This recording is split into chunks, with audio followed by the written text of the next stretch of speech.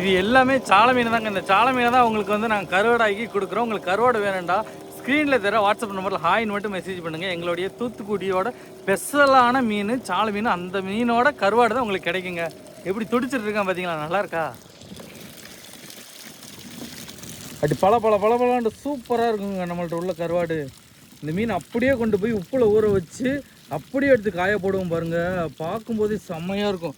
அதோட எங்கள் சாலை மீன் கருவாடு வாசம் சூப்பராக இருக்குங்க. மீனோட சத்தத்தை பார்த்தீங்களா எப்படி இருக்குன்ட்டு.